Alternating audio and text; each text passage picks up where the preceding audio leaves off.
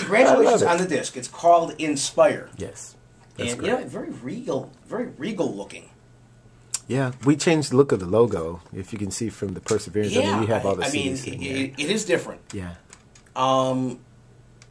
I hate to say it. This almost makes it look like a heavy metal.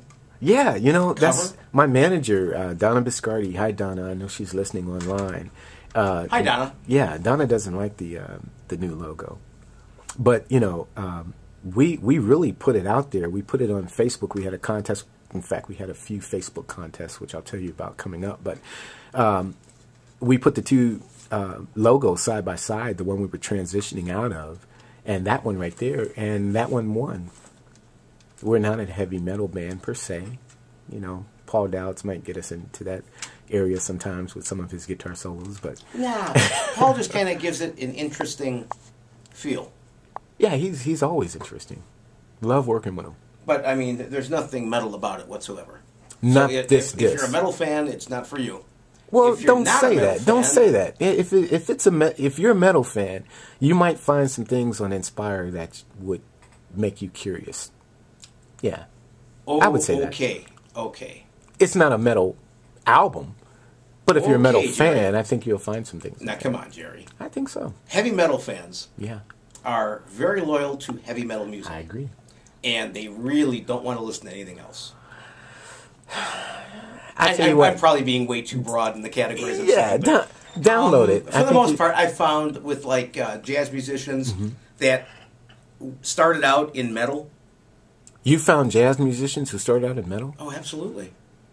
Chris Poland, Alex Skolnick.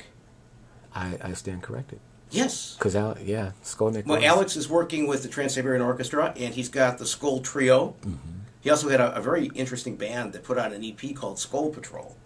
Wow. And it was basically cop music. Like he redid the Starsky and Hutch theme. I think he did Mod Squad. Wow. And he did something, it was like, I don't know, a song for an imaginary police show or something. It was really interesting stuff, but it really kind of summed up that 70s cop drama, police drama. Mm-hmm. So it was actually very, very funny, but it was really some great music. Wow. And it featured,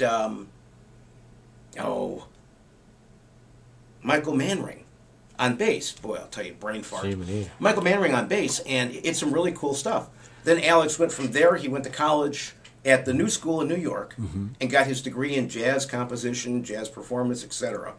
And he's been writing really some great jazz stuff. So back to one then, with respect to me standing corrected, and there are some heavy metal / jazz musicians, you'd think that a heavy metal person wouldn't put in something on Inspire and go, there might be something interesting here. Okay. Because guys like Alex and Chris Poland, they always get the emails. They're always telling me about them, about the people that email them and complain, why aren't you doing metal? Go back to that. We don't want to hear this crap that you're doing.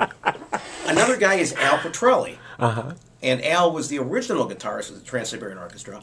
He now is married to the musical director for the West Coast version of it, Jane Mangini. Wow. And they have a very interesting band called O'Toole. Wow. And, I mean, Al was with Dee Snider and with Sabotage and doing a lot of the heavy metal stuff. Now he's basically in what is a smooth jazz band that kind of hacks outside of the smooth jazz thing with Al's guitar performance. So it's a real interesting project, O'Toole. Wow. They used to come to Cleveland a lot, and they haven't been here in a couple of years. So hopefully after this holiday season with TSO, they will come back and play their typical St. Paddy's Day gig. Wow. We're hoping. Now we're going to have to push Al. We haven't seen he and Jane and a few of the members in a number of years now. That's awesome. But it's very interesting, the people that really are intolerant to the other projects these band members are doing. Yeah. I seem to be pretty open about, just lyrically and spiritually, is kind of where I draw the line. But you're a lot more forgiving than they are and that I am. And I'm not such a jazz purist. I mean, even some of the musicians that we come across, if it's not jazz, then it's like, I don't want to hear it, if it's not this, that, or the other. But I'm pretty open to different genres of music. Well, you know, I put that out there, and I say that. Mm-hmm. I probably will be corrected. Somebody will call up and yell at me, and they're probably right. But that's just what I see from where I sit. Gotcha. You know, and by no means am I correct, but we'll go with it. Well, we highly respect your opinion. I have no opinion. Oh, Jiminy. You know, I hate to say it, Jerry. If I have an opinion, my wife gives it to me. That may be true. Yeah. Hey, we got something queued up right now. The first instrumental on the disc that I originally intended to play, and I'm glad I put on Just Think. Yeah. I'm glad I screwed that up because that was a very interesting piece. Yes. And I really like the 9. The 9, right. The 9 is interesting. The second song is musicians would get it. Yeah. A lot of people won't get what we're talking about with that. Yeah. I have trouble counting that high, so... You know, I count it twice. I don't come up with the same answer twice. But, you know, it is what it is. Yeah. But I have something called Marriage queued up. Yeah. Marriage is a great song. Another one, well, this one features Keith McKelly. And you Clevelanders, man, you know, you check out Keith McKelly Project. He's playing all around town. And he's always with other bands and whatnot. I mean, just phenomenal saxophone player. Great guy. And this particular cut features Keith on sax, and actually Keith's saxophone is representing the husband. Reagan Whiteside, who recently got married to her producer Dennis Johnson, who is Bob Baldwin's engineer, and we'll go down that track. But Reagan is playing the flute, and obviously the flute is representing the wife. And then Cliff Barnes on piano, and the piano is representing Holy Spirit, in which I personally believe those 3 elements should be involved in any great marriage. That's the cut. Alrighty. Now, what did I do with the disc? We had a couple cuts there. Yeah, Marriage was cut number 3, and then it went right into Sacred Place. Yeah, for Gary. And it's interesting because when we talked last week, as we were setting this interview up, we were here, I guess it was January or February, earlier in the year, with Tari and Philip K. Jones.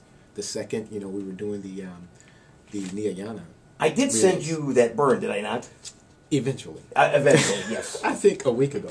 But yeah, well, you know, I can slow, but I'm consistent. Yeah, you are consistently slow. But anyway, that hurts. we were here, right? Yeah. And if you can remember, we were really showcasing Tari and showcasing Philip K. Jones because they were on that compilation. And you asked me to play this cut. What Sound Doctrine working on, and I gave you a pre-mix of that Sacred Place. And anyway, long story short was Gary was texting me back and forth, like, hey man, I love the cut. Now Gary actually designed our first logo. He was a musician, artist in his own right out of Cincinnati, Ohio. And so we're texting back and forth while we're on air, much like I'm doing now, recording, texting, answering people and stuff. The fun stuff of the radio interview, right? So, interestingly enough, it wasn't 6 weeks later that Gary left us because he was diabetic, unfortunately, and he is no longer with us. And so he did not hear the end of the project. So when I put that out, I remembered this interview with Randy Allar, and we dedicated the song to Gary Jones. So because that's the only song he wound up hearing from this. Wow. Yeah. So that's well, it's nice that he got to hear it. Yeah. Definitely. You know, I in some strange way, I'm glad we were a part of that. Yeah, you were. I mean, we were sitting right here, so that was great. That was literally my last conversation with him via text, right here, WCSB, on the Fusion Show. Very cool. Yeah. So now the new CD is Inspire. New CD is Inspire, and again on Imagine. Okay, never mind. It used to be Imagine, but yeah, well, whatever. It's Inspire. I also got to give a shout out to the players on that. I mean, Paul Dowds was guitar. Cliff Barnes played the vibes, and he also played piano. And a gentleman from New York, who I think now is living somewhere else. I want to say North Carolina. He moves around a lot. His name is Daryl Looney. He played the violin on that, but he emailed that part in. So, wow. Yeah.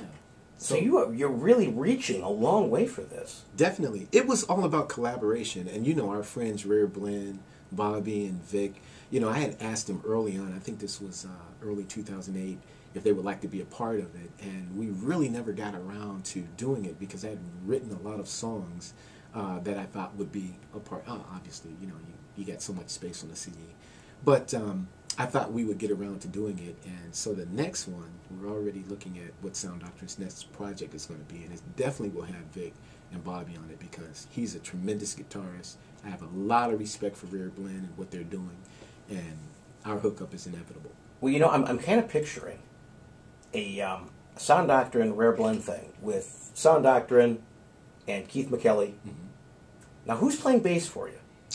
Is Phil still playing bass? No, Phil is working now more with us in the studio. But with respect to what we do on stage, you know, Rob White, and Rob White plays bass around Cleveland a lot. His band is called the White House, and they're like everywhere in Cleveland. So definitely check him out. Jazz Fusionist. He was with the OJs for a while with Levert, with Gerald Levert. So he's just a powerhouse of a bassist. And I'm kind of sensing Vic and Bobby joining you guys on a tune. I am too. When we did the Winchester, I mean, we came really close, but, you know, we were two separate bands. You had all the bands lined up and whatnot, you know. Right, But right. It was from that. That night was kind of a fiasco, but it really did have some great moments. KMOB? Come on. That well, you know, awesome. No. You know what? Awesome the turnout was a fiasco. Yeah, the amount of talent for the Cleveland area was actually frightening. Yeah. I mean, it was scary. Rare Blend, Tony Polizzi. Right. Tony Polizzi's no longer with us. He's in L.A.? He went out to L.A. Yeah. And by the way, Tony's doing very, very well. Definitely. So congratulations. I hear from Tony all the time. Absolutely. And it's wonderful. He kind of got worked in with David Garfield and the Cats out there. He's working with them a little bit. Yeah.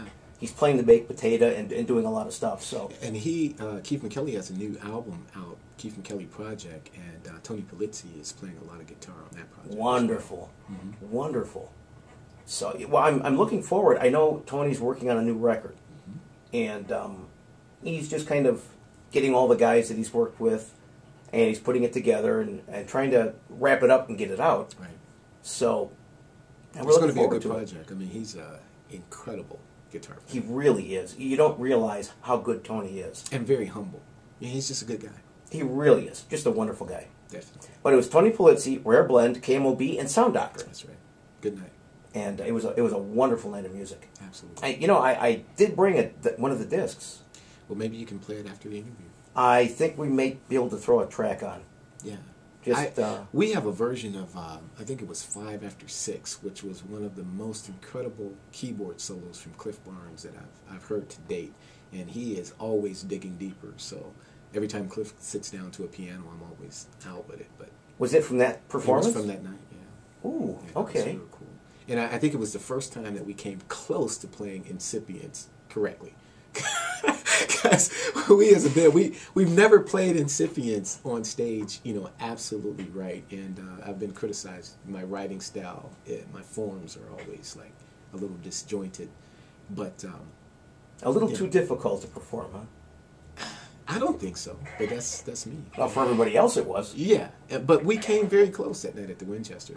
I think it was because of Rare Blend standing in the wings. We had to get it right. Oh, that is funny. It's the truth. That was just a fun night, though. What great performances. What do you think about us giving away? I brought some CDs with me, and I brought some download cards. And if anybody's digging what they hear, you know, they can either two things. They can order it online at SounDoctrine.com or through iTunes or CD Baby, the usual outlets, or they can call you up and get a free one from you. Well, why don't we do that? And we'll take names and addresses. Yeah, we'll take names and addresses. And, you know. We can do that. Definitely. Well, what do we got? Next. You got a CD there? Yeah, we have CDs, we have download cards, and I'm really interested in giving some of these away. We just gave one away to Mikkel. Yeah, Mikkel from Detroit. Yeah, we just gave one because I'm a very tactile person. I like, you know, the transition from the album to the CD, and I like, you know, the CD. But these download cards came in. You just go to SounDoctrine.com. It's like a little credit card, has our logo on it, and you can put the credit card number in and download the album to your iPod or whatever, your phone, what have you. And I'm really interested in how this works. I mean, I know it works. We've tried it. We've tested it. The company is Disc Revolt. If there are any technical problems, they handle the support, but you can just download it right to your phone. So, well, you know what? Why don't we try that? We're going to give away we'll give away a download card. Cool.